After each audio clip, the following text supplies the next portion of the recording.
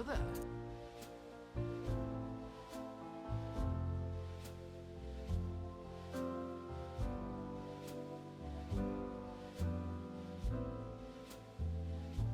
Hello there.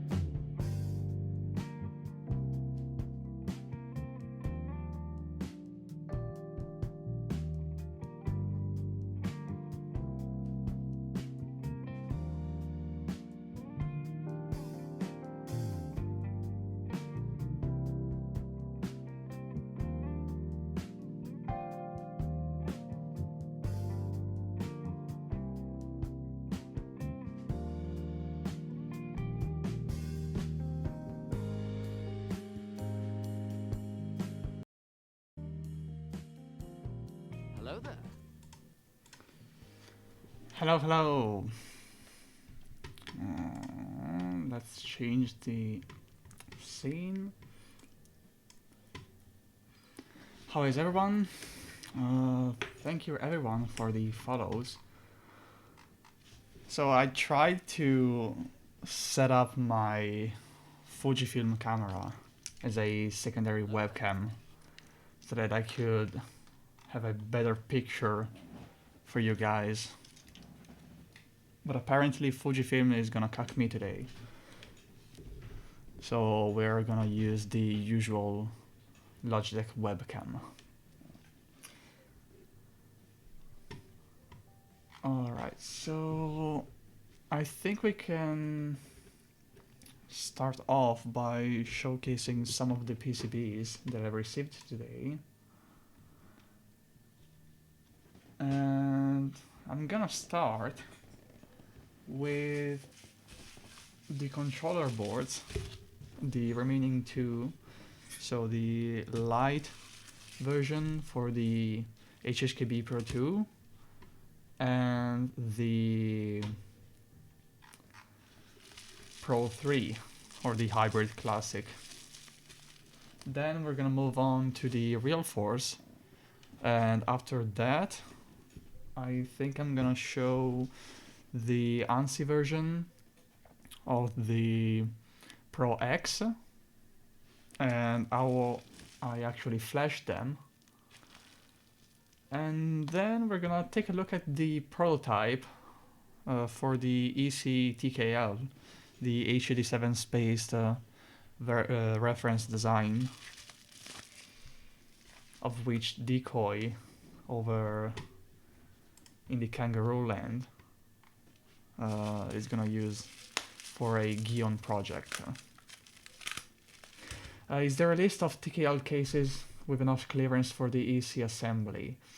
So if you're referring to the upcoming TKL, I'm trying to compile like an Excel, pretty much the same as the Heine one, where I just say, hey, it's gonna fit, or you'll need to change either the case or file down the PCB, but not having like any MX board, I need to rely to the community to actually like either take one of the prototypes as decoy, for example, or like download the assembly files.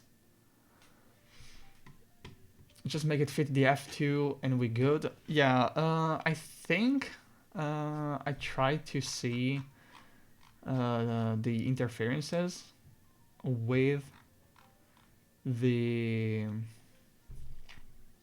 F284 actually, and it actually is the one that decoy is using. But I think you need to like file down the case and actually the PCB too. But the PCB, I think I can just reduce the edges just a little bit, so it will still work with the EC assembly, but it will just fit right. The problem with the F2 is the USB-C placement, because it sits a little bit different than the MX board, so you need to basically enlarge the hole or the USB cutout. So I'm not sure that's a thing that everyone is comfortable with. So hopefully our Daddy Gion will actually pick up the models that I sent him, and maybe the next revision or some other TKLs that he's working on, they're gonna have EC compatibility. Who knows? But yeah, I'll try to either send the assembly files to designers or simply try to contact people that actually have the board to like measure internal spaces and all of that. So let me turn on the overhead light. This is the, oh, it's flipped, the Pro 2 controller, the light version. We've taken a look at the hub version on the previous stream, and as I said there, this is basically the same thing, but without a USB hub, and it's just a unified daughterboard on steroids. That's basically it. And Sleep Terror is actually right. Shout out to Howard. My man hooked me up with a very nice quote, and the finish is amazing. I have still to go through all the PCBs, but the one that I QC'd for now, so the majority of the ANSI Pro 2, they were like spotless. No grounding point? Yes and no. For the Pro 2, actually the grounding is not even present because the case is made out of plastic. But I created a bigger copper area for the shielding. Don't know if you can see it, but this part is the shield component, so it's even before the LC filter, and you can quite easily scrape off the solder mask and have that in case you want to ground the case. But again, you'll need to actually like chip off some of the finish on the case if you want to like proper contact, so I'll leave that to the case owner, because depending on, for example, on which surface finish you're gonna use, you'll have to either scrape it off or just scrape off the solder mask.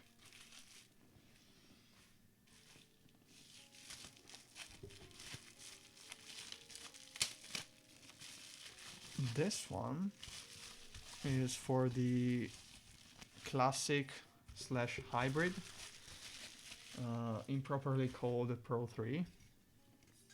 And again, this is basically the same as the light, but with the outline and the mounting points for the HHKB classic and hybrid.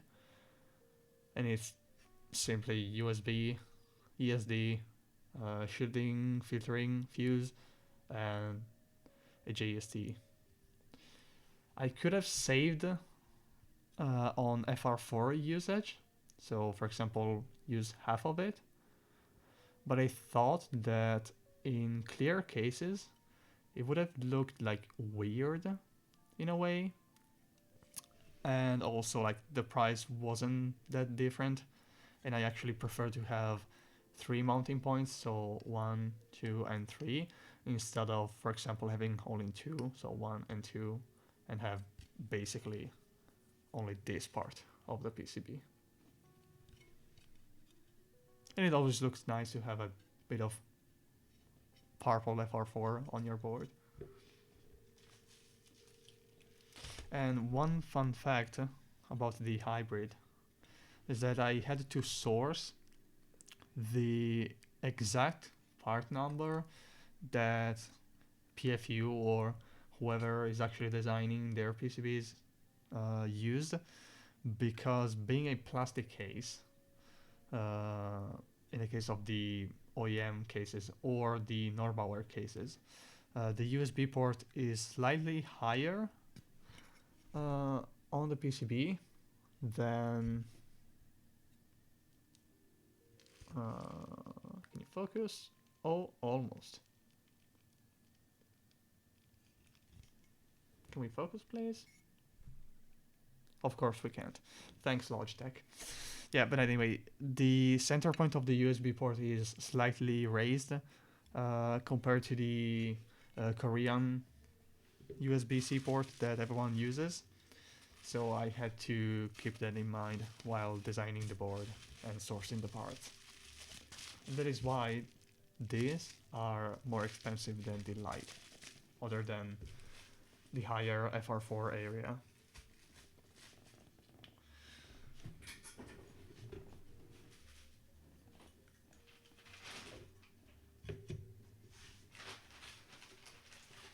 We now have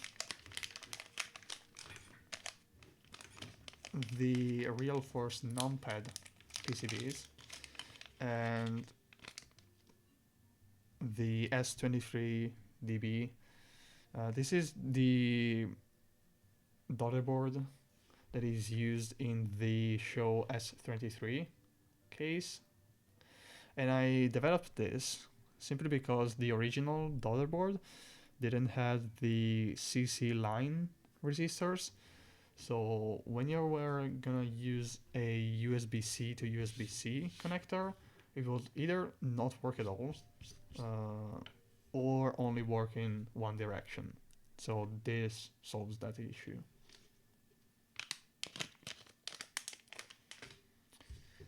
This is the EC23U PCB, still in purple. All the round 2 PCBs are in purple. And there's really not much to say about this, apart from the fact that in this round I offered the buyers to choose an LED color.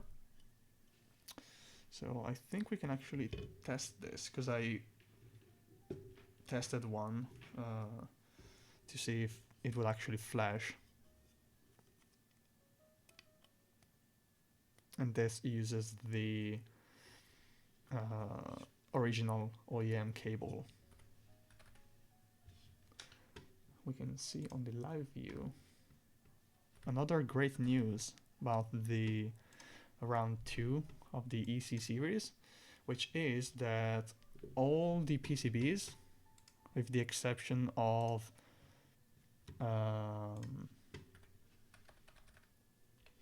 the TKO, is now merged in VIA.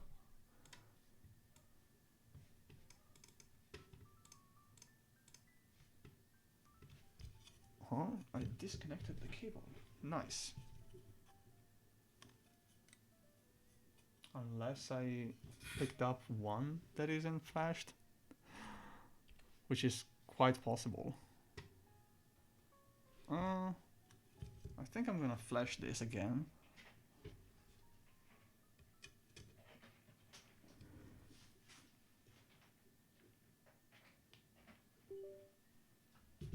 Alright. DFU, flash. Any chance for a pink PCB run? I can ask for quotes for pink PCBs for the next run actually, because the menu that I worked with previously didn't have pink at all. So I can definitely ask for a quote. I'm not sure everyone is gonna actually be in for pink PCBs, but the majority probably would be in for that, so I can actually ask that. Or maybe I can do like a 50-50 for next round. I can do either red or black and then the other 50% pink. Matrix tester.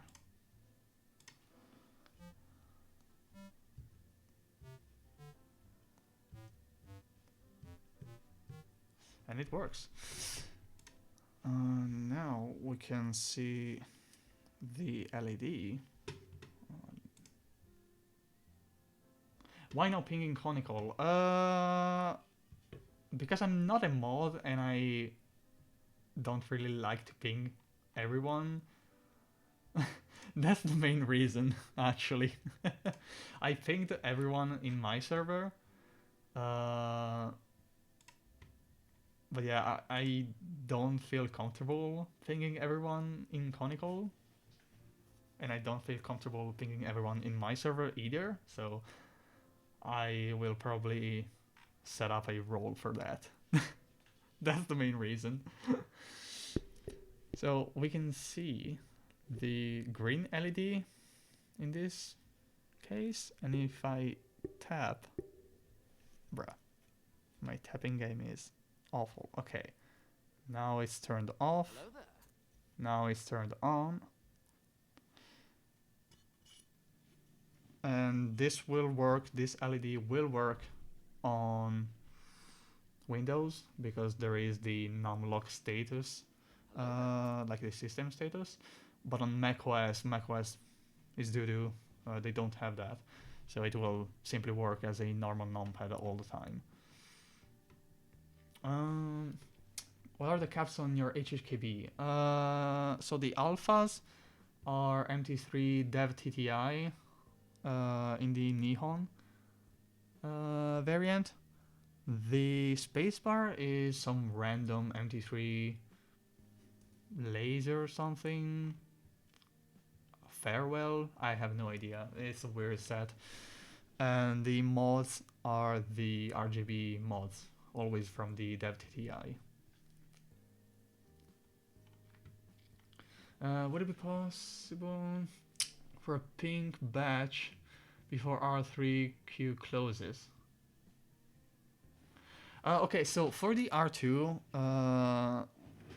as you can probably see in the updates channel over in my Discord, there was a quote prices problem where even like yeah, I can send the invite now, where basically even 3 color options were a bit too much. But in this case, I think I'm just gonna say, hey, for the R3, there's gonna be a pink. I gotta ask for pink first, so I will check for that first. And another color. So I think I'm gonna go that route this time, simply because at the end of the day, there will always be like that one guy that wants yellow or some random color, and like if it's only one person, they might swallow it better because, you know, one board requires either a very high price per board because of the setup required, or I'll need to basically buy up extras in that color to lower his price to basically conform with the others. But at the end of the day, then I have extras that I'm sure I'm gonna sell, but I'm not really comfortable right now running all of this myself, not as a vendor or like through a vendor, to have that extra cost upfront that I might not be able to recover. So that's the main motive. Is MT3 good on Topre? What about DCS? Okay, so I'm biased simply because MT3 is my favorite profile.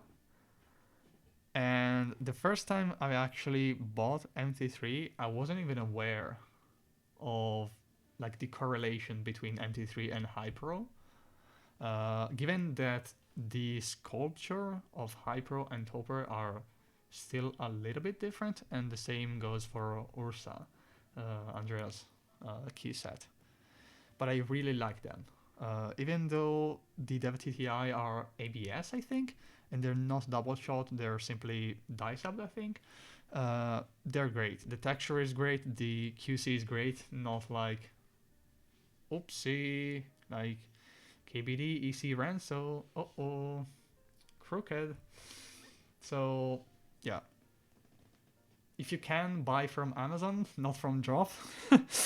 But yeah, like they're great. I like the key set and the double shot variants, like the Cyberpunk or Cyber Laser, whatever the name is. They're great. They don't shine easily, at least on my units. The legends on the ABS variants is not iffy. There's no fuzziness to it. I've seen some reports of like weird inconsistency in the centering on keys with more text. So like page down or for example the Nihon set on the language swap keys. But at least on the three sets that I have, I never noticed that. So yeah, back to the PCBs. The 23U is working. It remained basically the same as the first prototypes that I sent out in red, because it just works. If a thing works, why change it?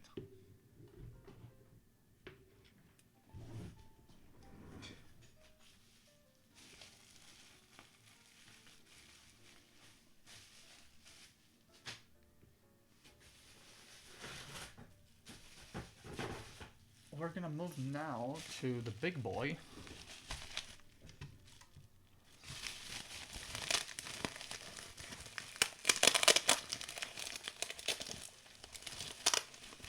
I was thinking about getting MT3 at some point. You should actually. And on drop, again, if you need to buy from drop, sets are fine, like MT3 is fine. One thing is just wait for promotions. Like they always have promotions. Either the $20 off coupon or the promotion that they always have where you buy buy two sets and the other one is free. So they always have stuff.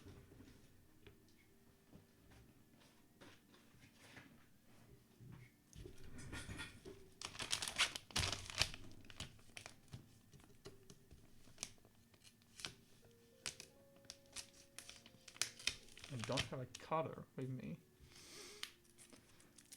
I have it because one of the sets got delayed.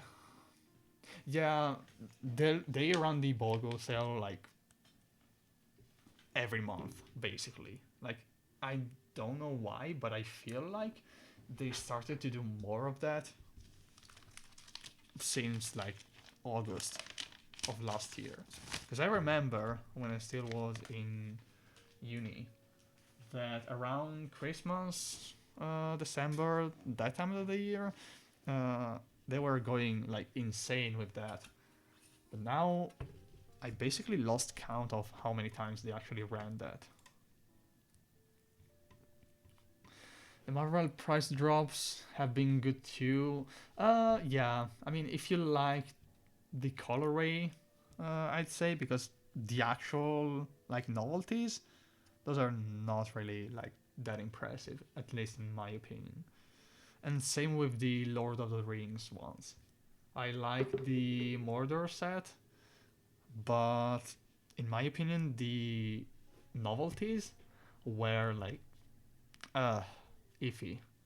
Like the alphas are cool, but like the enter key in the um, Mordor set, where Narsi is, like the sword, are like god garbage in my opinion.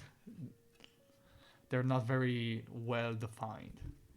So I'm gonna move a bit the mic. So this is the Real Force R1, and again in purple, very nice.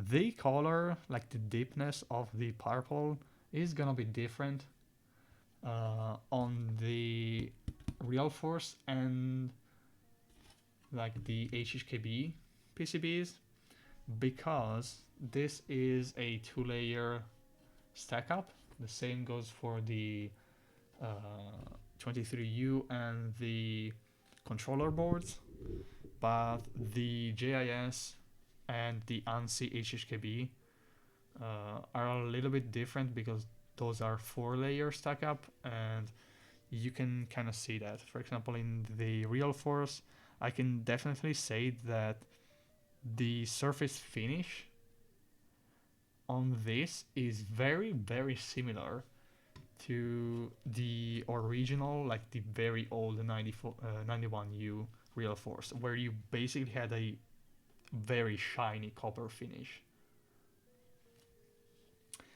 Do I need a PC case now? You always need a PC case. What do you mean? We always need PC cases. That's like the default. I'm gonna use the OEM cable still because my USB-C can't reach. But as mentioned in the product description, there is OEM Real Force, JST SH 1.0 for Unified Daughterboard C3 and the derivatives of that, and USB-C. And I think we can see here, yeah, we can kind of see that what I was talking about before as for the centering of the USB-C, this is way lower than the HHKB Pro 3, the hybrid / classic one.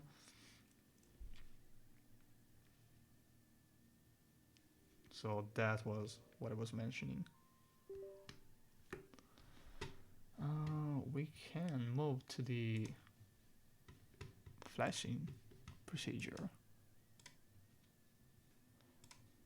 We're gonna go through the Real Force RF, open, firmware, binaries, flash.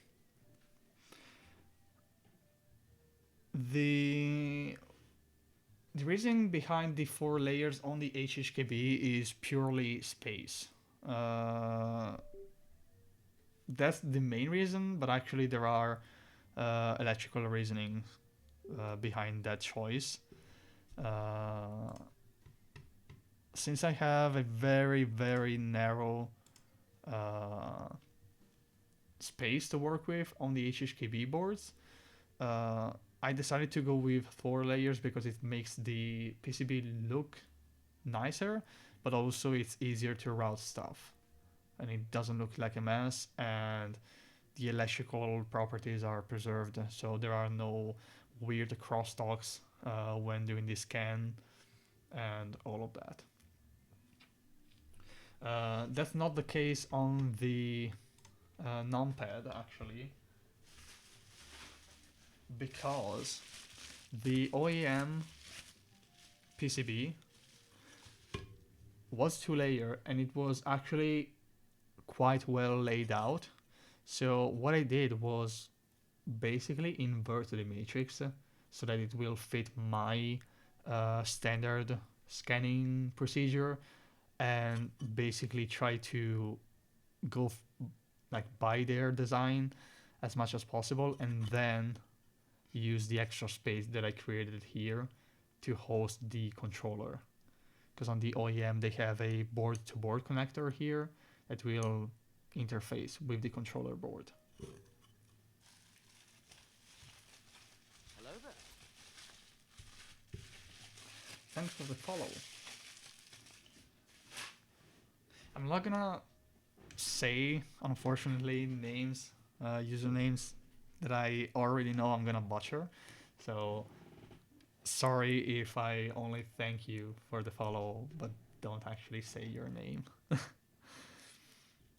So we flashed the real force board. It comes up in VIA. Since I am a GIS lover,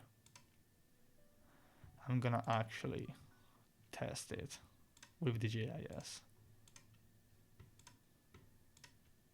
One nice thing about this round of real force PCBs is the addition of indicator support that doesn't go through the RGB strip.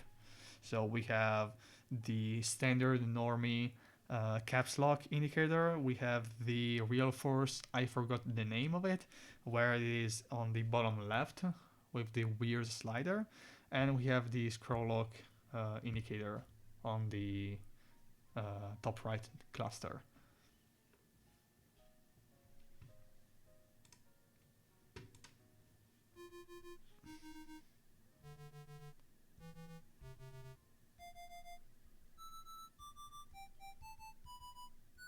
Okay, it works. So to test the indicators, I'm gonna do the same thing as for the numpad. So I'm just gonna tap on the caps lock key position. And if I go here, you can see that the LED is on. The LED is off. Indicator zoom, thanks. Yes. My zoom technique is just bring the PCB closer. So by default, the PCB doesn't come with indicators, simply because if you don't have a like LED compatible housing, you're not gonna be able to use this. So I asked over on the order queue to specify if you wanted LEDs mounted, where you wanted mounted, and which color. So this case is green. Let me turn off the light. And it's way brighter on camera because it's directly on top. The one on the bottom works the same way because they're tied to the same function. And the idea behind that was, let's say you're gonna use this with an HHKB style key map, so control and caps lock or no caps lock at all, or maybe caps lock on the tab on a secondary layer. So based on where you have the RGB, the LED housing mounted, you can either solder it on the bottom or the top. On the top right, there is the scroll lock, and this is always gonna act as a scroll lock.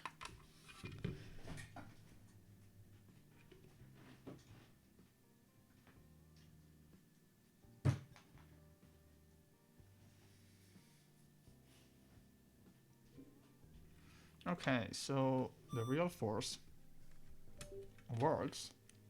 Let me check. Yeah, I have caps lock. There we go. Caps lock is off.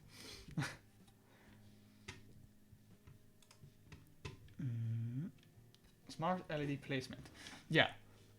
I tried, especially for the normal caps lock, to use only one position, simply because if you're gonna use stepped caps lock, you're using MX sliders, and in that case, you're gonna use, for example, cherry windowed caps.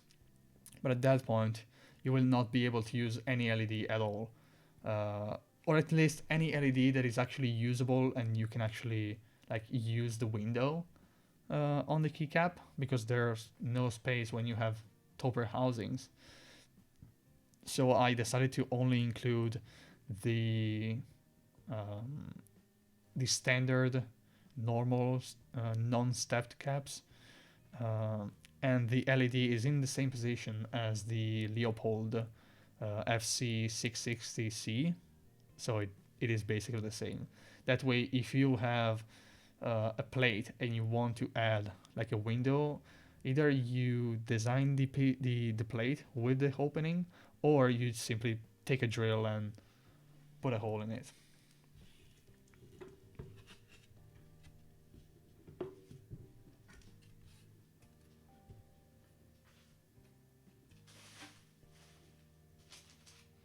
Okay, so now we can actually check the ANSI PCBs. And again, I already took a look at them.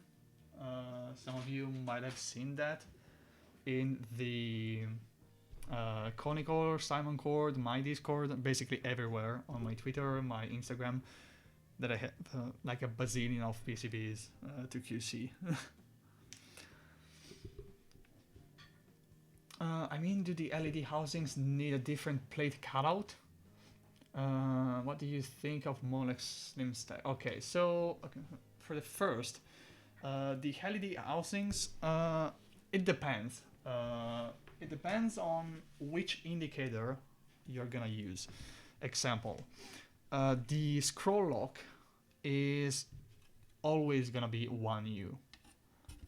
So remember where the opening is for the LEDs. It's here, and this is the pad. So the 1U housing that has LED support is the same as a 1U, but with an added rounded corner. Let me find it.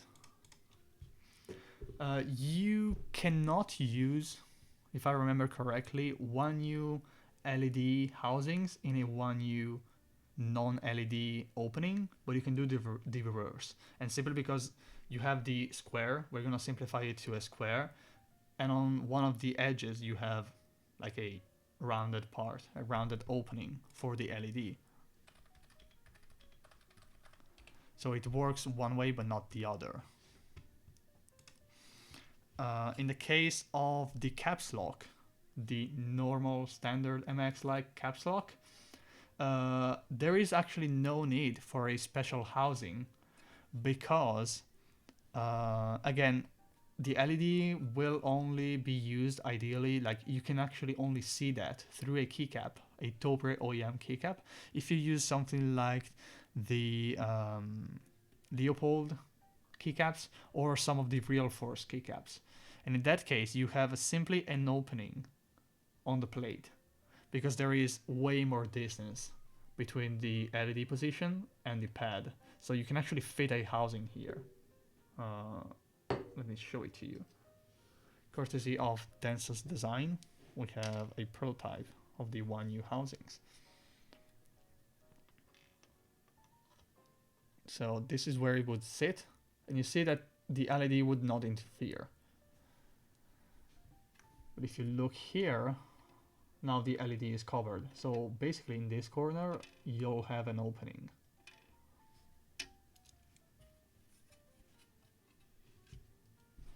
Isn't the control left LED supposed to be on the left? No. We're gonna take a look at the picture of the Leopold, for example. There we go. Let's switch. Don't know if you can actually see that very clearly, so I'm gonna do this. So this is the caps lock control, whatever you wanna call it, that goes here. So only plate opening.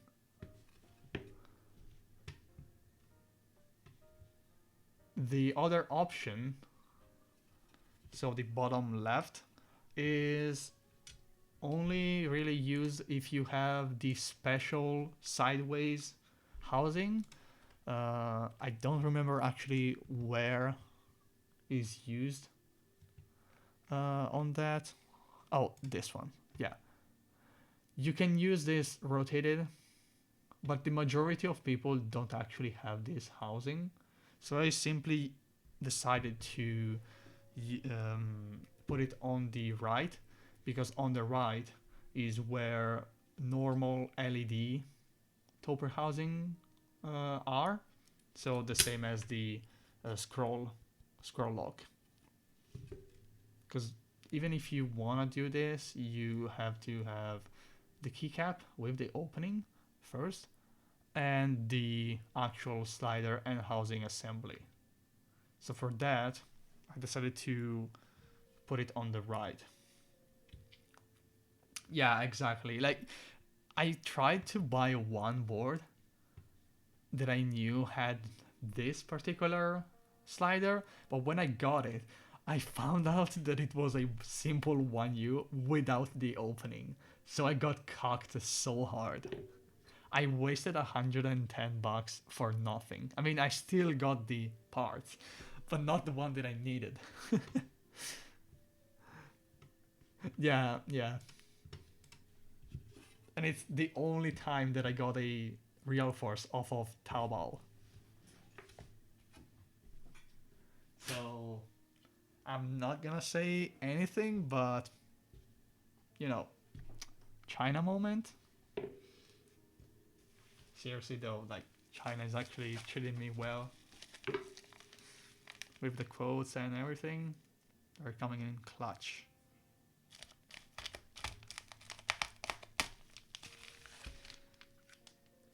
So now we're gonna take a look at the ANSI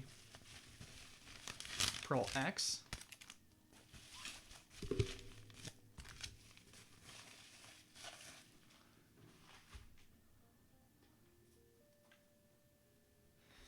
Yeah.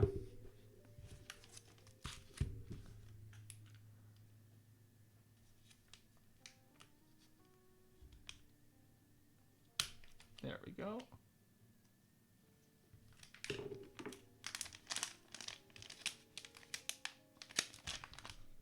Let's switch back to the live camera only.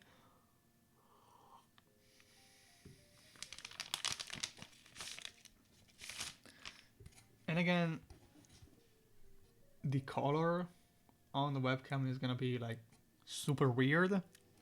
I'll try to take proper pictures with my XT3 with the most neutral tone that I can to actually show the difference between the 2-layer and 4-layer. But on these boards, you can still kind of see that copperish like feel when you tilt the PCB, but it's more subtle, but it's actually very good. The C screen is amazing on this. It's very crisp, even on the LED instructions. Come on, focus. There we go. They're small, but they're super crisp. And also the parts and all of that.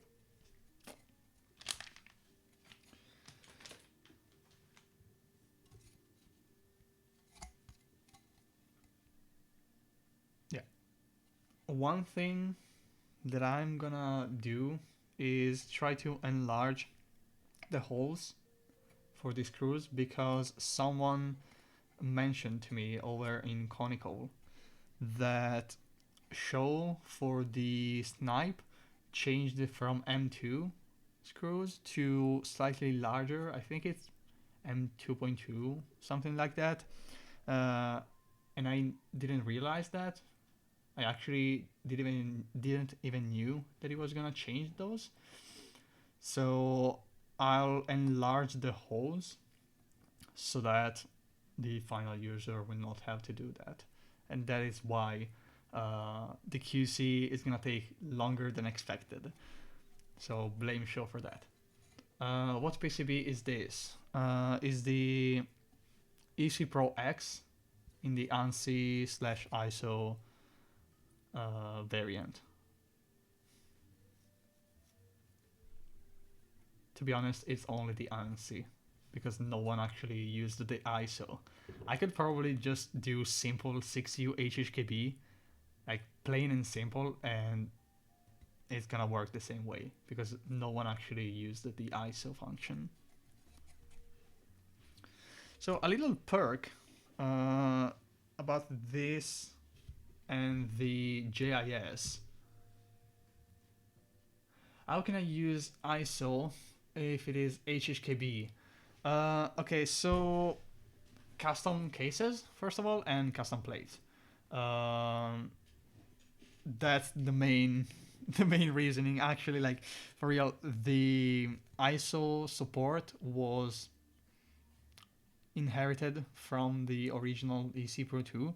The EC Pro 2 was meant to be like a replacement PCB for the HHKB Pro 2, but also since people were starting to receive the S60 and a very, very limited amount of people the HGs from the Norbazar, I said, okay, for example, for the Norbazar, I'm gonna do a stainless steel plate.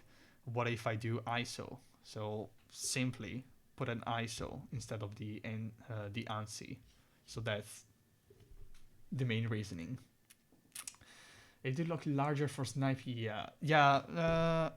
Actually, I have no idea why he did that. M2 works fine.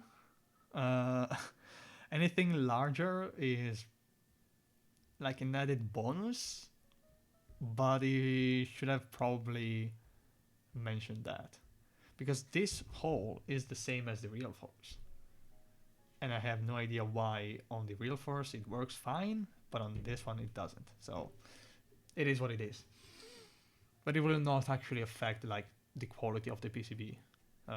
You will not find like any copper flaking on all of that because I leave a copper opening that is larger than the actual drilled hole exactly for that. First of all, because it's good design practice to do that on non-plated holes. Some of you that watch Gamers Nexus will remember the PCI Express extender on the NZXT, I think it was, where you will basically screw it in and it will catch on fire because you're shorting power planes. So that was bad design. So yeah, I'll just do that, and that way the final user will not have to deal with that. How is the Pro X different from the EC Pro 2? Okay, so first of all, the addition of JIS, so the HHKB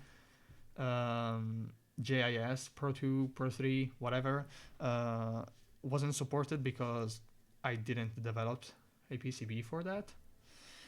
I remade the ANSI version 2 so that both the ANSI and JIS have a smaller outline that would fit on both the Pro 2 and the Pro 3 Classic Hybrid, however you want to call it. So with this PCB, you can use this mainboard with either of those, and the actual like differentiating part is whether you use the Pro 3 controller or the Pro 2. So that's it. The mainboard is the same. The only thing that changes is the controller. And again, I call it controller for ease of understanding with new users, but really those are just daughter boards because the actual brain, the controller itself, is on board the main board on all of the PCBs. So that is the main reason. The naming, admittedly is iffy, but I thought that saying EC Pro X would have been funny, because the X uh, should have basically been X for either 2 or 3, depending on where you're gonna use it. Because saying EC Pro 2/3 was doo-doo. Hybrid controller as well. Yes, by hybrid I mean that it fits the hybrid cases. So, like, it has the mounting points that are correct for the hybrid/classic.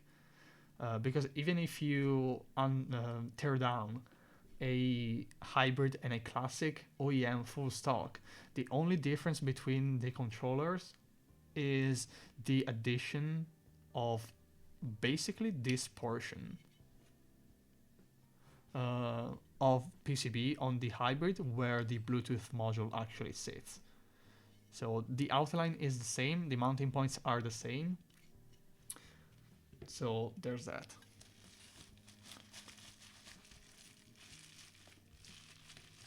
It's compatible with both control. Yeah, the idea to have the controller on the main board was actually so that let's say you're gonna design your case and you wanna have EC HHKB, but you don't want to use the outline of the Pro 2 or the Pro 3. So what you're gonna do? You're gonna use unified daughter board, and that's why I have JST on the main board. So that way you can buy this PCB, buy or make from JLC unified daughter boards and use this in your design. A lot of messages. Let's see.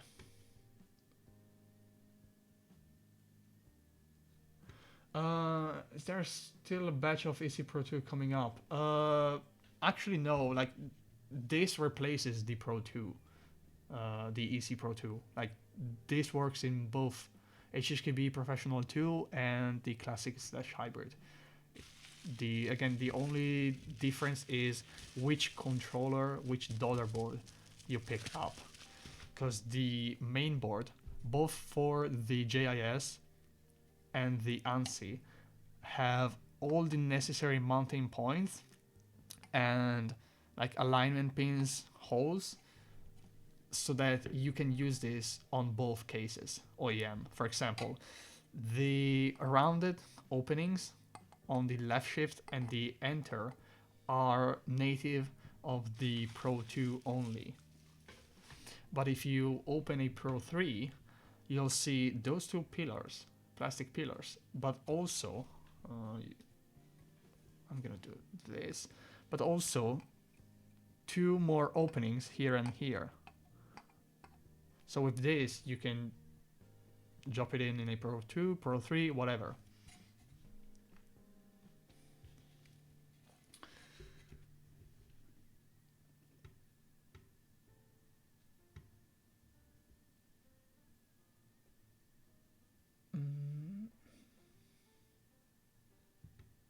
I mean, the Yang Bluetooth controller is actually quite good for what it is. And by what it is, I mean AVR with native Q&K Bluetooth.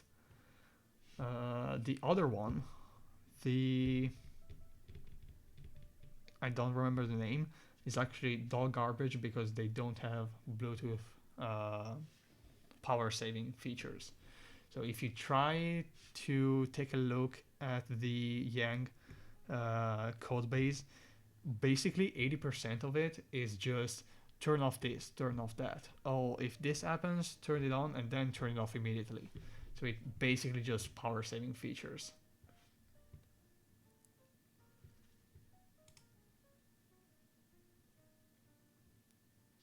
The Yang controller is only for Professional 2.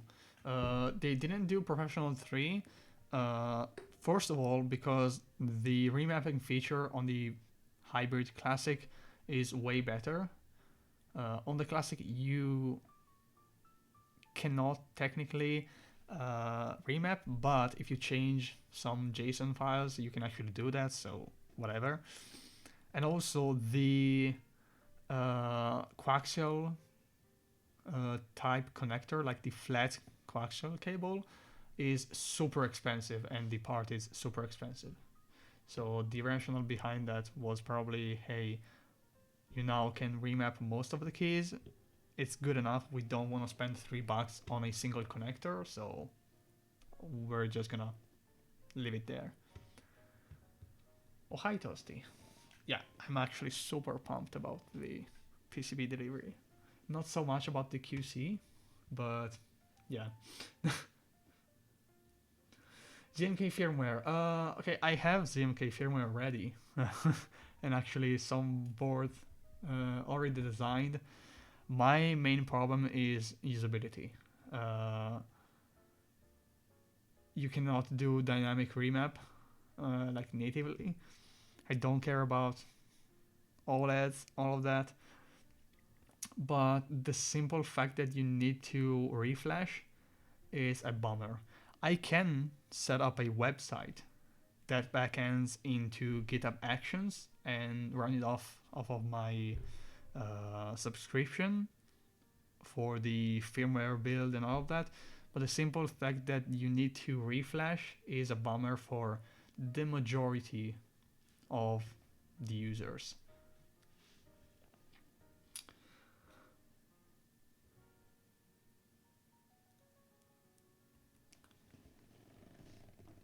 Yeah, the Pro 3 Bluetooth mode is a bit iffy simply because you're basically tapping inside of what is basically the exposed debug path.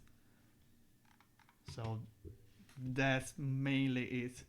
But it's actually nice that they have exposed copper for their testing, because now we can just solder on top of those.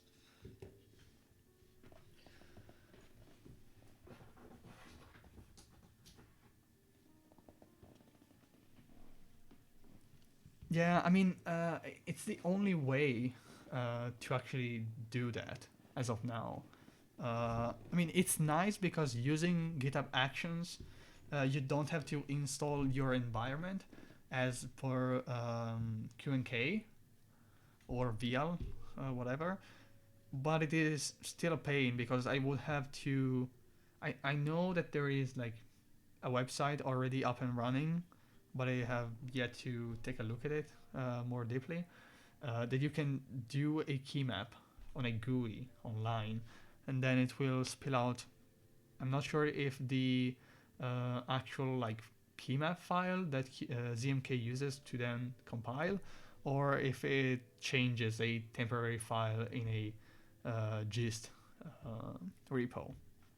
But yeah, you still need to reflash, and that reflash part is I don't really like it.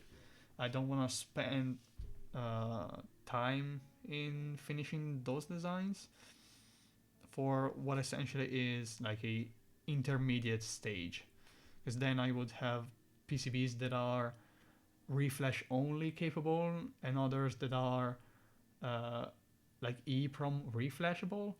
So it creates dispersion in the uh, boards out there. Okay, we're gonna move through the flashing procedure on the HHKB boards. Since I have way more HHKB PCBs than basically all the others, what I decided to do was include a very nice program import that basically you have pogo pins to actually flash the PCB. And the way it works is we have exposed copper pads here. And those are used for powering the MCU, but also accessing the SWD, single wire debug, or serial wire debug, don't remember, interface where you directly flash into the MCU. We have then the programmer. This is a J-Link. And since the German website that I bought it from sent me the normal version, not the mini version that uses the 1.27 pitch, I had to design and hand solder and hot glue a converter to go from 2.54 spacing to the 1.27 that goes to the actual programming device. And this is super expensive. It's god awful expensive. Thank you, US patent, for making me pay upwards of 3 digits for all of this. Thank you. So the way it works is we connect it, we go through our flashing software. This is a very stripped down version compared to the like full version, simply because I only need to flash and not do like verification and all of that. So what we're gonna do is we take the connector that I showed you. We basically just plug it on top of the PCB. We press so that the spring-loaded contacts actually make proper connection with the PCB. Then we can erase the chip. Oh, we gotta update the firmware. Nice. Yeah. Okay. We can erase and then we can flash. And it's done. And it's that fast. And it's way faster than going through DFU util, which is basically what Q&K toolbox uses. So for a close look on how this works, I'm gonna put the PCB at the side. You'll see that there are 3 holes. 1, 2, and 3. Those are mechanical holes, because on the connector we have 3 metal spikes that basically helps the alignment, but then the actual contacts are spring loaded. So you'll basically see the entire connector go through. You can see the legs, and that way we know that the spring loaded connectors focus. Nice. You'll see the contact actually like compress, and that is how we flash those PCBs. And it's way faster. For testing,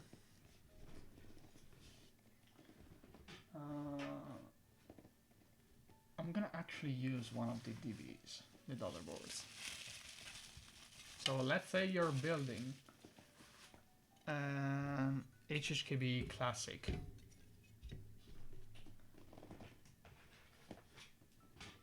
So you have that. You have the JST cable that are provided, of course, in the kits. So you plug it in on one hand,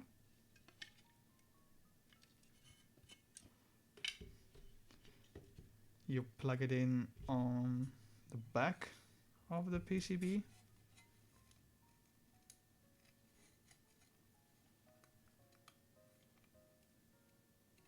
Okay. Then you bring in your USB-C cable. Let's open VIA.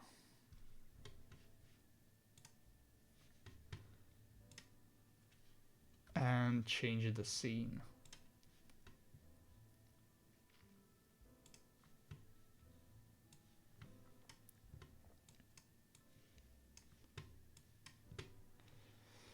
We plug the board in through the daughterboard.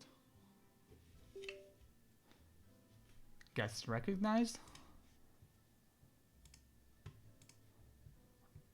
Did I flash this? Yeah. I think I flashed it. With the correct file at least. For one, yeah.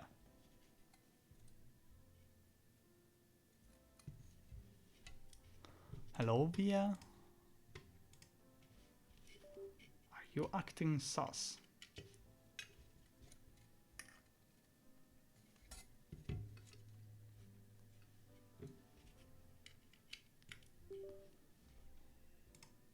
Oh, yeah. The JST was acting sus. So we can see now the EC Pro X ANSI ISO connect. Again, since the round 2 PCBs are now merged in VIA, we can have auto detection.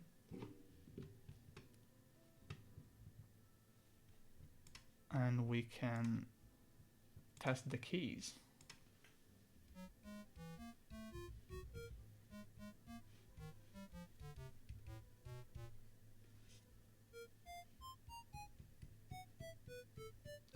And this is actually what I do precisely to test the PCBs.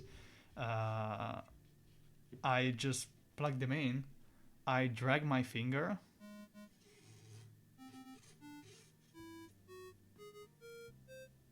around the entire PCB to test if all the pads are recognized, and then move on to the next one. And of course, since I'm using my naked fingers, after the boards are tested, I use IPA to actually clean the PCBs. I would do that with gloves, but I found that they're inconsistent and I actually skip some readings, so it's very, very a pain in the ass to actually skip the pads, so I just prefer to clean the boards.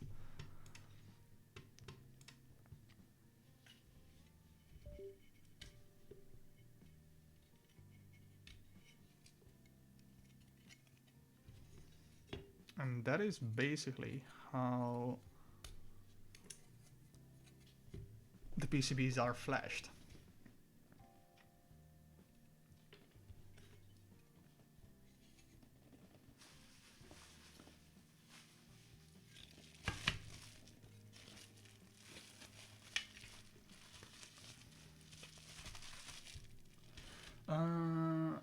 I saw a message about the Molex.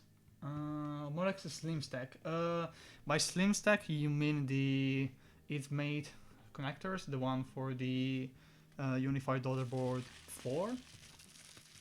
Because I don't remember if the Slim Stack are actually like a different series. Because I remember the name. Yeah, those ones. Actually, yes. But I decided to not use them on this round simply because I wasn't sure if people would actually pick up the standard, because there is an issue. There was always an issue actually with the pin wiring of the JST cables. where the JST cables for the C3 and previous is a 1-to-1 pinout instead of the usual 1-to-4. And especially with the Molex, since they're not very widely used by hobbies, and in the keyboard scene they were never used at all, you have an issue with sourcing them at a reasonable price. So I'm still unsure if I want to use the slim ones. We're not really reaching any mechanical issues with aftermarket cases or the OEM HHKB, so there's not really a need for them apart from adopting the new standard.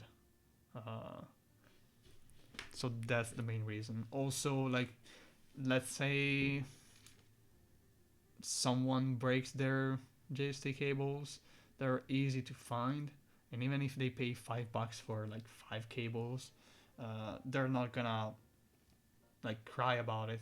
But if you pay $2 for a connector that is significantly smaller than JST, and you need to change the pinout because you can only buy 1-to-4 connected wires, then it gets complicated. I don't want to gatekeep the possibility of fixing stuff afterwards for the general user, simply because the connectors cost an arm and a leg.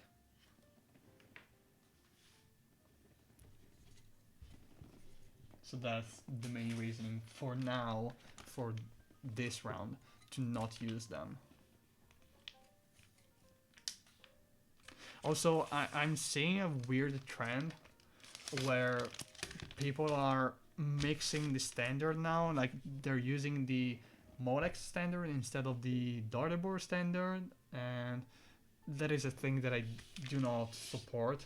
You either use a higher pin count Molex so that you're the only one using that, and you can do that, it's fine, it's actually a much better idea in my opinion.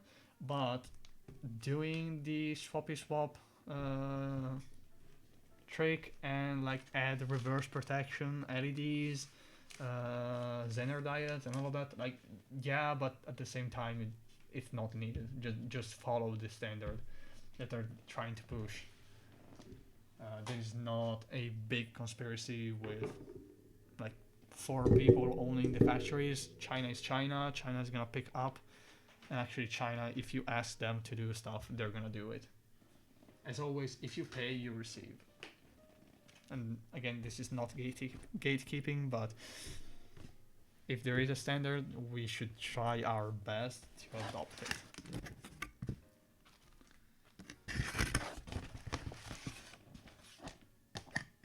We're now moving to the latest addition to the EC series.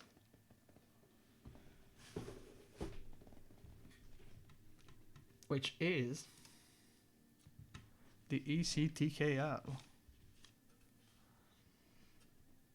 This is the successor, not really, but I like to think that, of the EC87, which was the first TKL EC board that I worked on.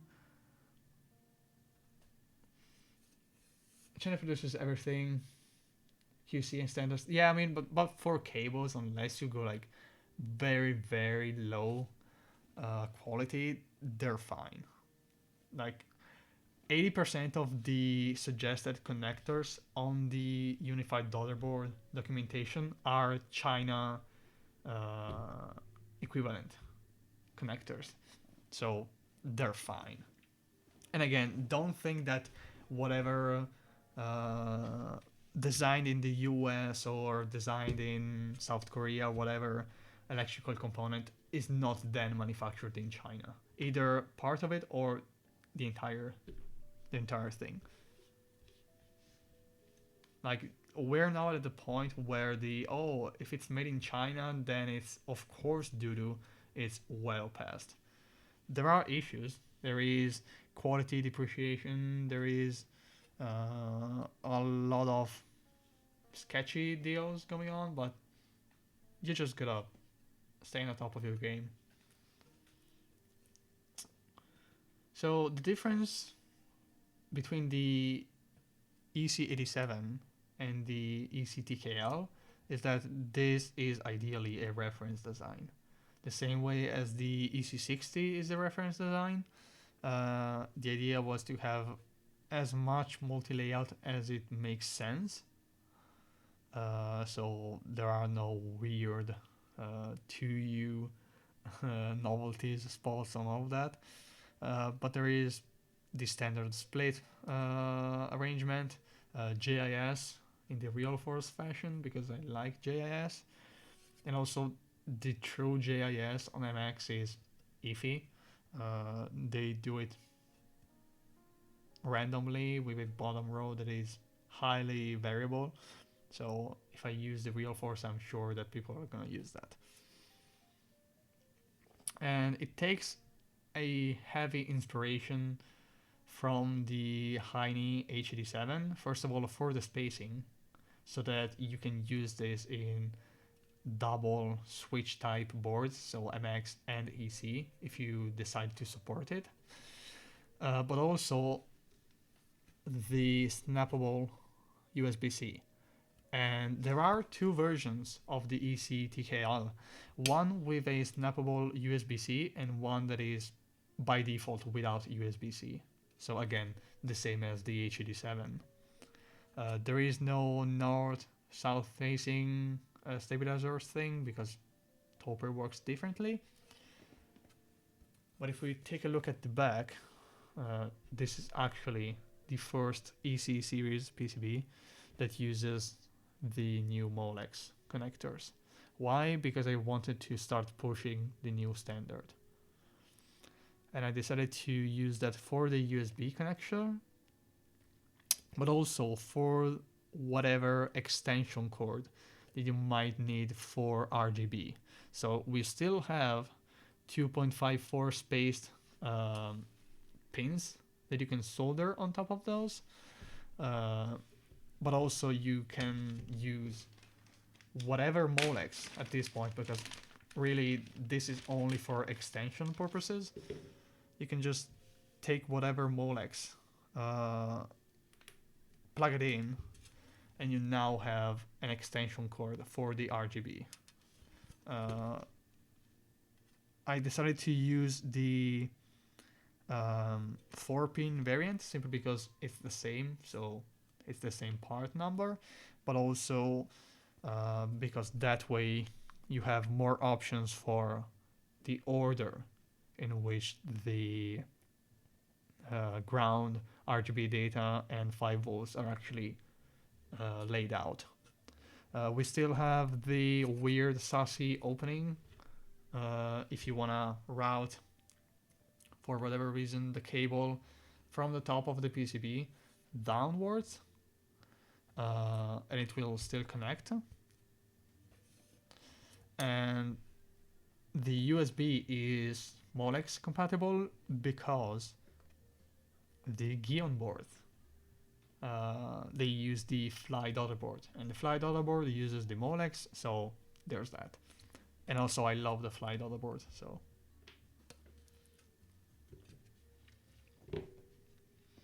I'm not sure if this board is actually flashed, and it's not merged in QNK. So we will have to upload the JSON for this.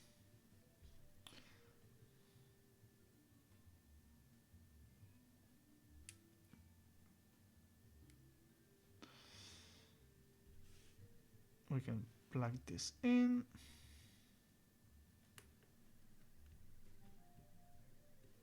There we go.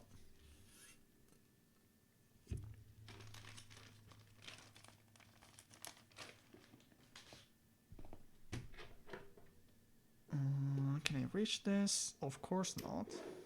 So I'm just gonna do this. Okay, so let's upload the JSON. Oh, something is broken with the JSON. Of course it's broken. Nice. Exactly, we love the fly daughterboard. And we love the densest design USB daughterboards. Wink wink. Then we're gonna do some shilling for the EC projects. Let's see if I can retrieve the JSON.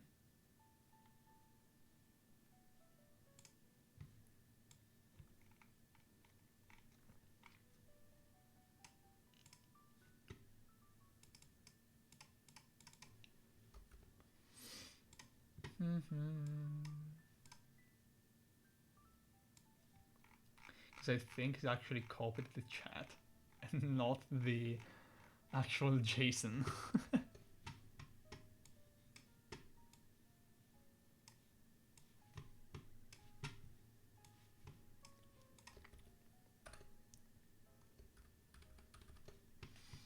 Now it should be fixed. I hope.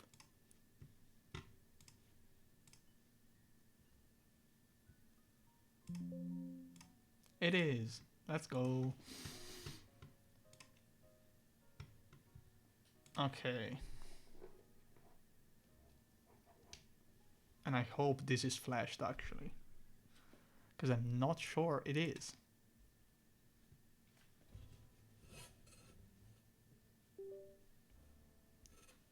Yes, it is. No, it isn't. What is going on? Saucy cable? Yeah, I think we have a saucy cable.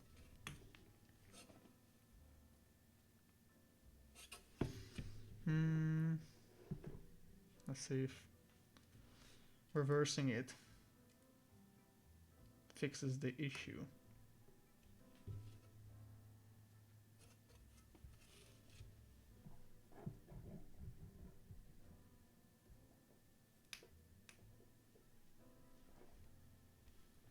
Doesn't? Nice.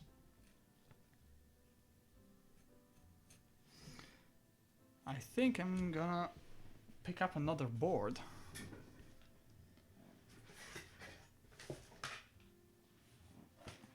Because maybe this one is doo-doo. Because I use this for testing.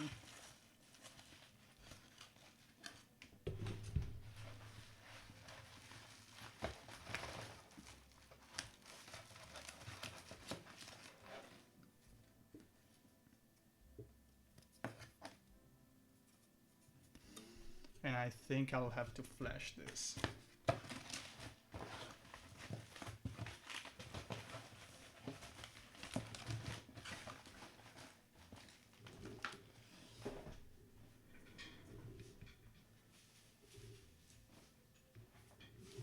So we're gonna use the laptop because I have the firmware on there.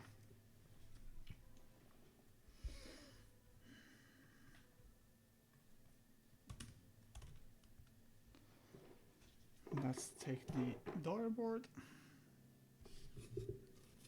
plug it here.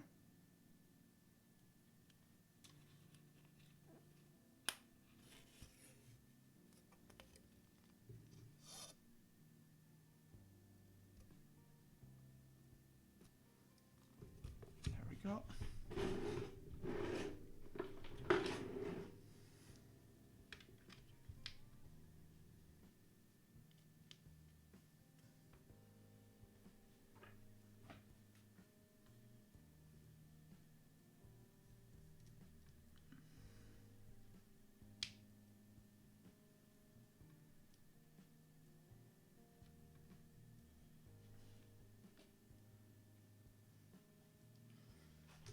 I think it is the cable actually. I might have a defective cable.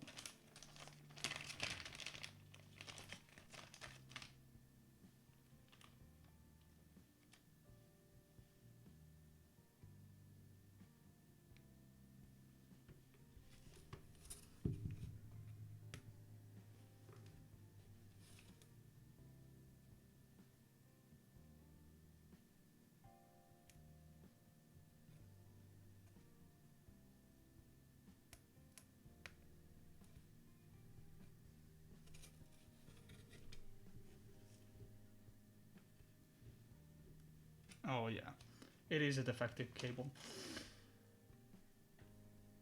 Okay, so we're gonna flash this, and then we're gonna come back to the desktop.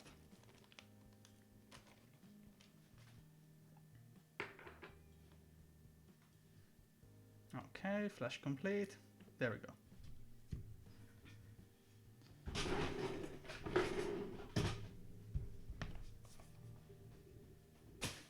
Sorry for that. Totally unplanned. Okay, we now plug it in and now it works fine. Yeah. Okay, so we connect to the ECTKL. Again, JIS rules. ISO, bottom row JIS. There we go. So it works basically the same way as the other PCBs.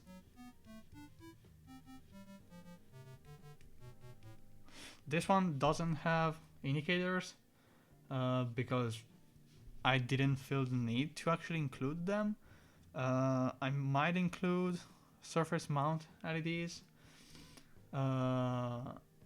at one point, because actually I wanna like do a revision of the snapping of the USB-C, because Decoy and myself noticed that it is quite difficult to actually have a clean snap. It will not go behind like the danger zone, but I want a cleaner cut, especially for people that aren't used to snapping off FR4 parts.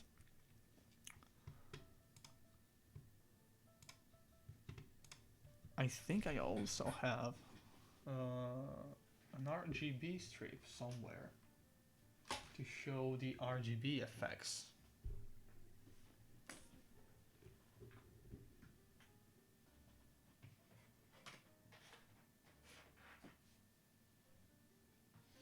But I can't find it.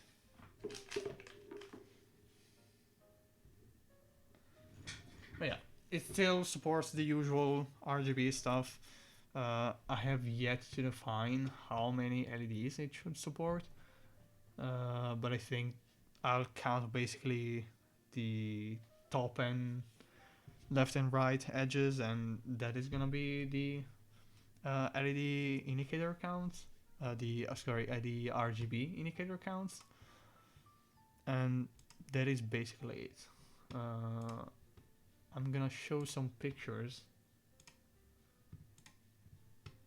of the ECTKL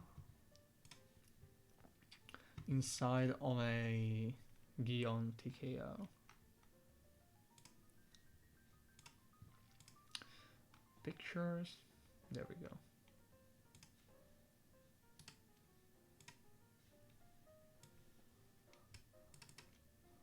Nice, small pictures, we love them. So let's do this.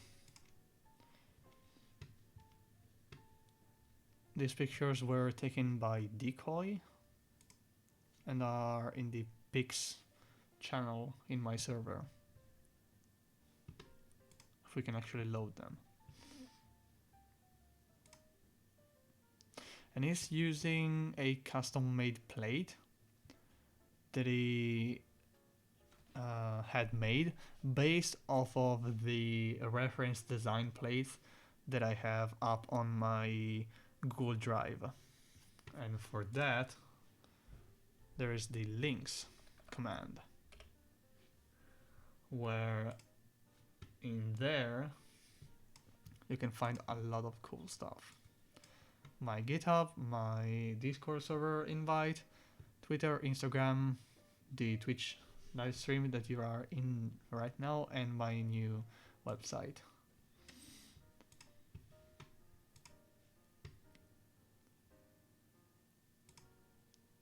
And the only quote unquote modifications needed were like enlarging a little bit the opening of the USB port, but also like filing down the actual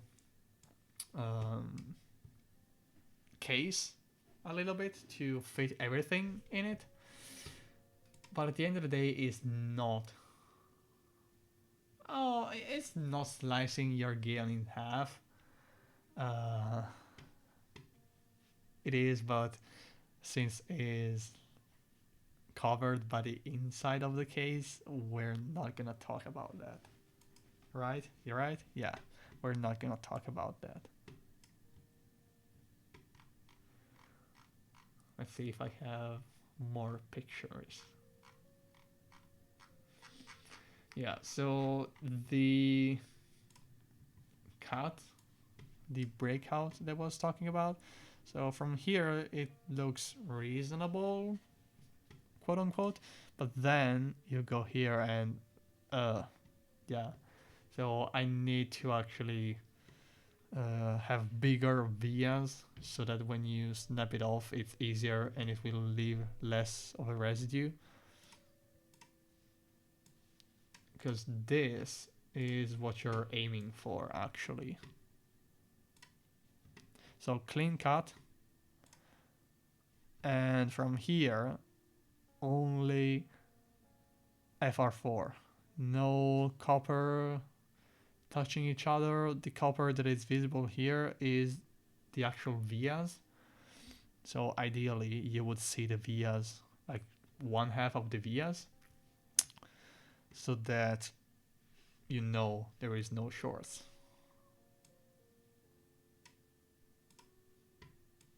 And yeah, I need to definitely update the cutting. How you're liking Squarespace? I mean, it works. I'm not doing like crazy stuff. It is very simple. The centering and some features are like missing in a big way. For example, here, I wanted the images to be equally sized, and unless I do like a confinement in CSS, which I'm not gonna do, you'll have the bigger part here. Also, the rounded edges here and in the portfolio section are made through the CSS tool, because if you have an image that is part of an element, you can't change that properties sometimes. In other items you can do that, but not on the tabs here. Also, there is a very high inconsistency between the, you can see here, for example, this should not be here, but if you go on the mobile, it's centered. So it's a weird thing. It's actually weird. But for the most part, it works fine for what I need. I can link my stuff here. I have an about section. I have the public portfolio. You can see the PCBs, of which I need to upload the newly arrived ones. But one nice thing is that you can actually see the PCB's pictures in a enlarged way. So in the highlight mode, as they call it. Google Drive is public. Yeah, if you go in the link tree, there should be somewhere, either in the link tree or in the Discord server, a link for that. I can drop it in the chat right now. and I will add that.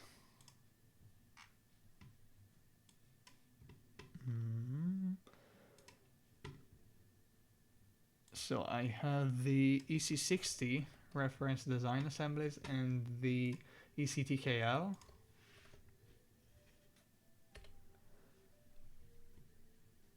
If you look in the Discord server, they're in the resources tab, and in the firmware tab, I have the most up-to-date firmwares that you could download. And there is a README. Beware that the Pro 2 and the Pro X, even if you're using the ANSI versions, are not interchangeable. So if you have the Pro X, use the Pro X. If you have the Pro 2, use the Pro 2. So just a little note about that.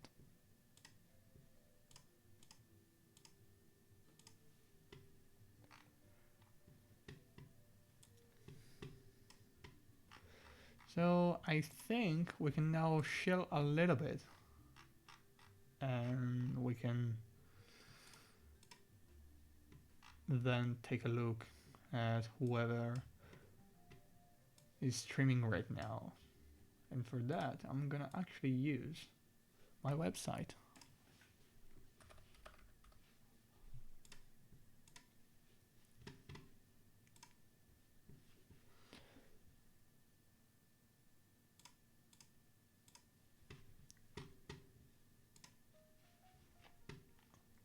I'm not gonna shield my stuff.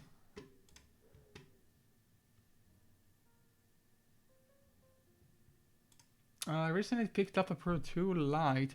Okay, so I think he's referring to like the EC Pro X, but Lite for the HHKB.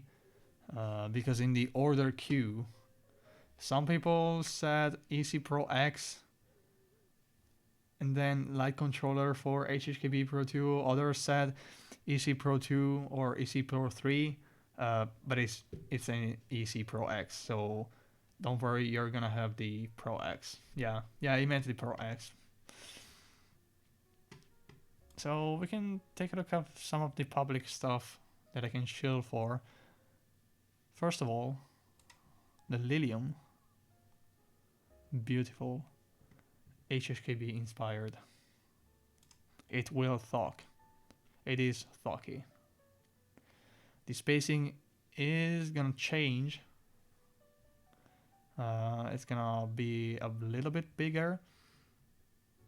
RGB indicators with separation between the caps lock, that is this LED, and the layer indicator, the second and third, and they're gonna have separate enable toggles, RGB effects on the layers. You can have a separate effects between the caps lock and the layer indicators, all thanks to the new custom UI stuff. So keep an eye out for the GOX announcement. And while we're at it, we can briefly look at the Lily. And you can see that design inspiration is almost identical, and it's a very nice thing. The sides are great. You need to update that. You mean the Lily or the Lilium?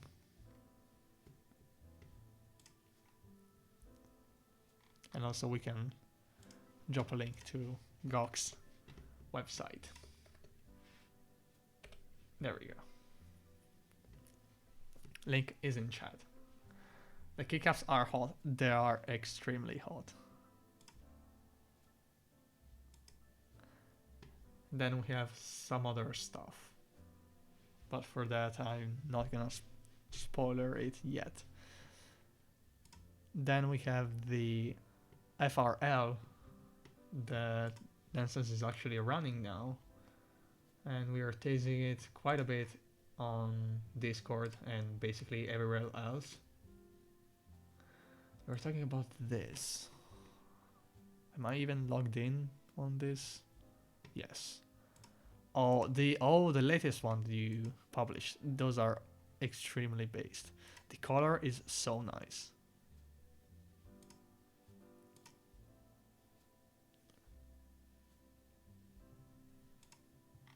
They are very good.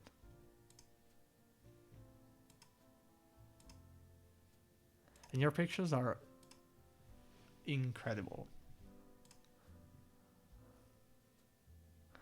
Let's actually drop the Instagram too. Instagram, yeah. You need to get a tripod. Do you really though? Because I never use a tripod. But of course, like with PCBs is easier. I can just use my basic down. You can't do that, of course, for boards. So this is the revision 1 prototype without the split backspace, split shifts, and all of that. But apart from that, the PCB remained the same. We now have Molex for the USB connection, and it's gonna use the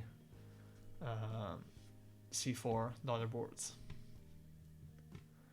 For that, I think we have the Geekhack post.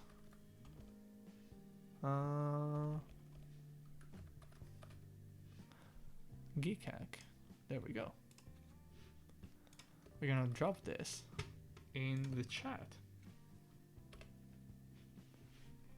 Don't miss it.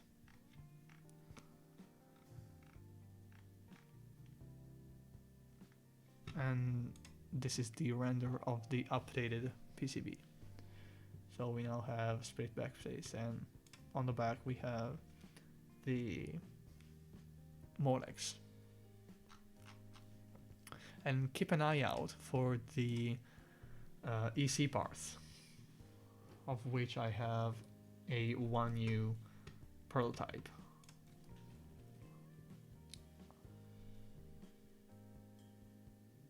Very nice.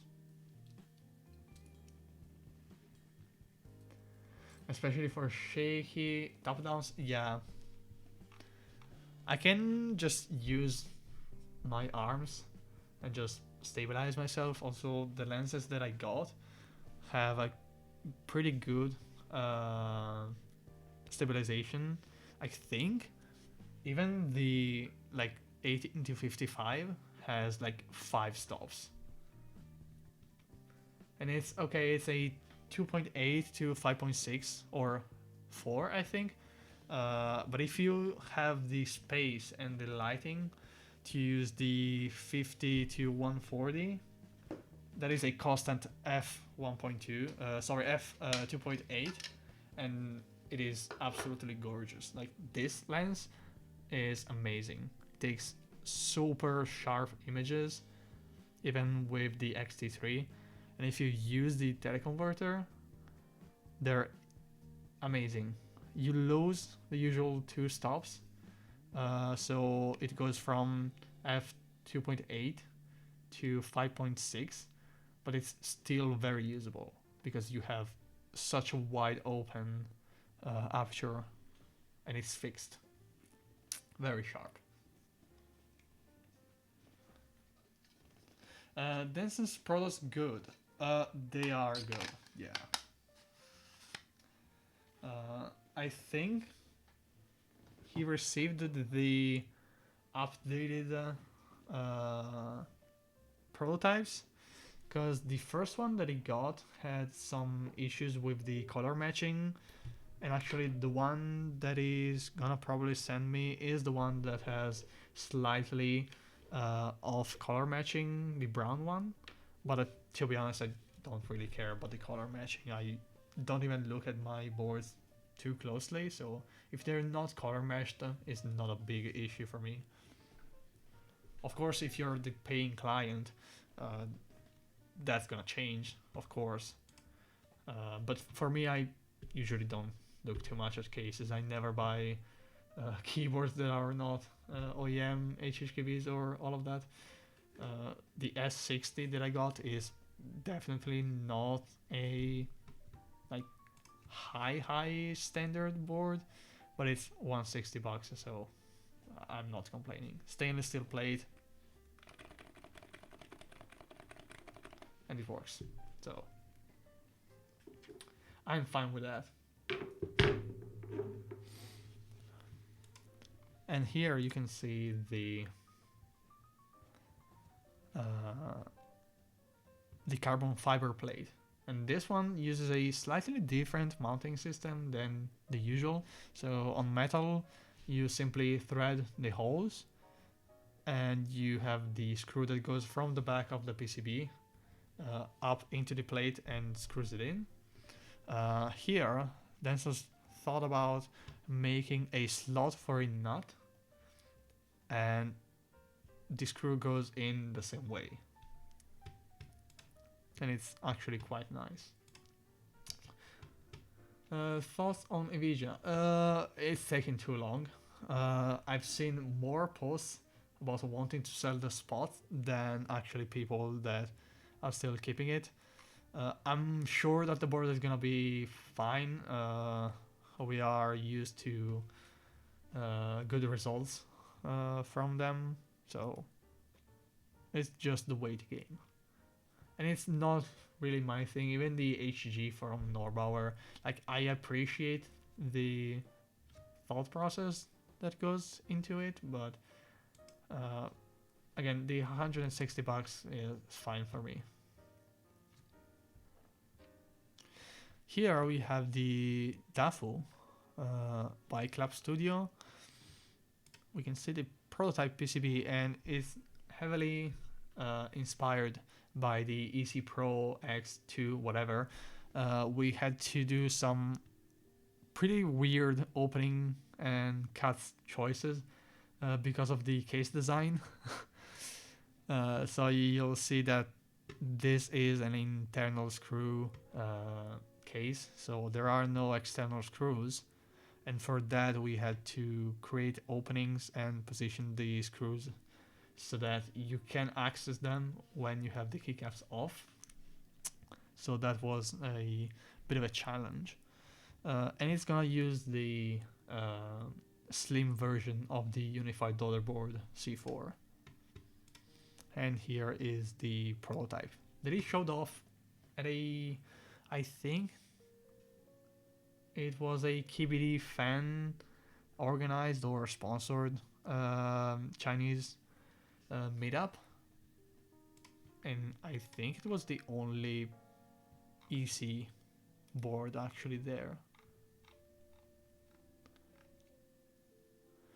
Then the last one that I can share that is still running, you can pick extras later on, is the Theka by KLC and Densos, and this is the picture of the early prototype with the artwork on the back. This is very early prototype. Very early. Oh, nice. There we go. So we're just gonna speed around this at this point. So Theka, KLC, and Densus, early prototype. Yeah, I'm gonna go to the previous one too. And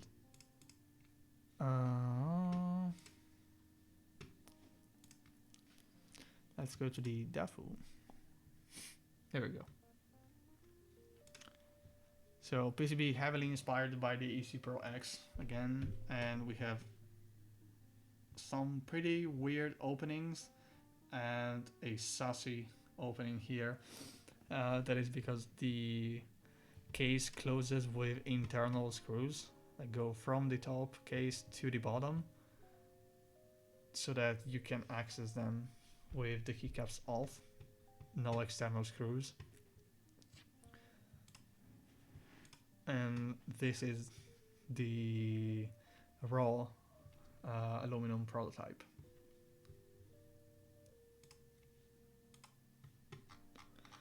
I think on that we can probably start to look for someone to raid. Yeah, the exploded view is actually quite good. We need to update the PCB exploded view, because I actually have like files to actually do proper renders. So for example, this one, the 21XX is actually a render. This was a render, and it's basically the same as the actual prototype that we got. This is the case. So we're probably gonna update it. And here, let's mute the music. There's a video of the solenoid.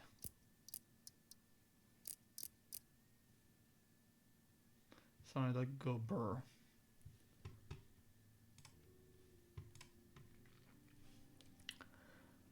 All right.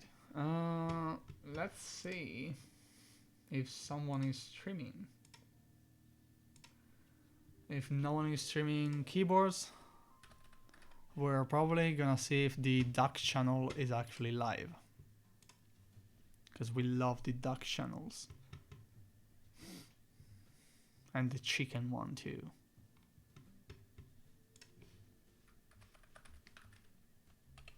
Keyboards. Oh, we can definitely stream raid someone. It's gonna make them very happy. Oh, they're not doing Thok today.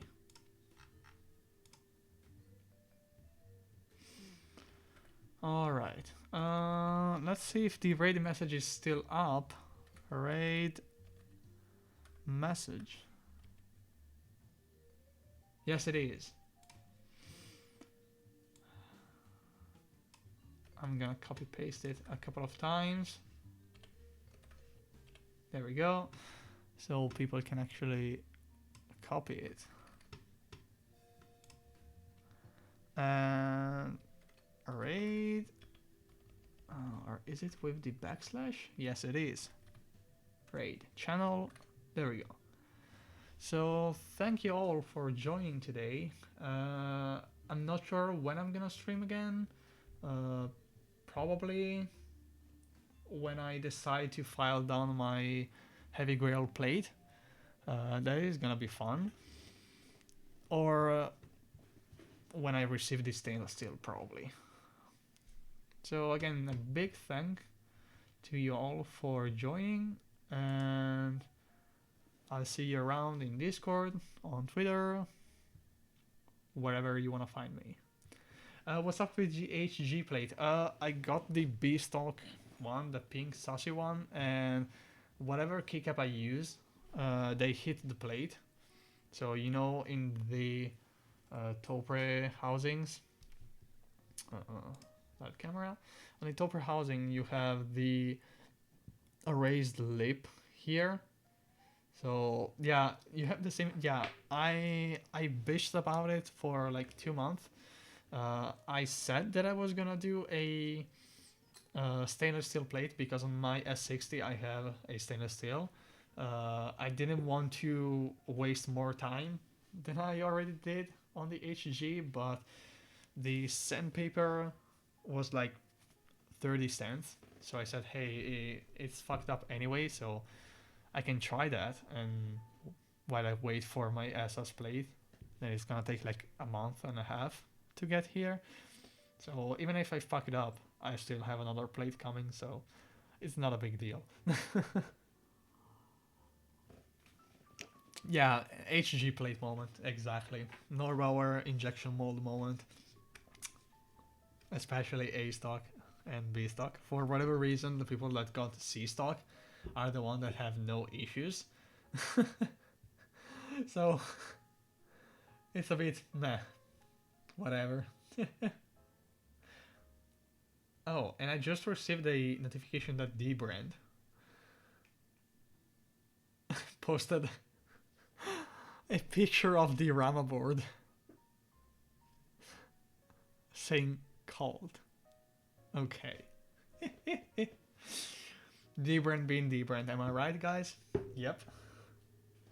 Alright, we're gonna start the raid. Let's copy again the raid message. I mean, it's dbrand. We're okay with that. Aren't we? Yeah, we are. It's dbrand, so... There we go, the raid message is here, and let's get the raid going. I mean, yes it is, but which color is your McLaren, Bogus? I don't have a McLaren too, so... Got him. Got him. I had to, guys, I had to. On that note, we can actually start the raid this time. There we go.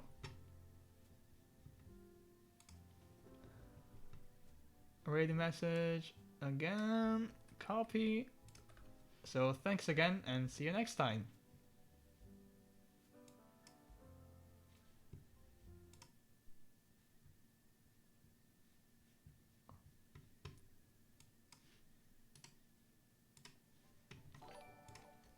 Oh. Hello. How you doing? Hope the stream went alright. My sound will be shit, by the way, because I've got a noise suppressor on right now. Just took the fan.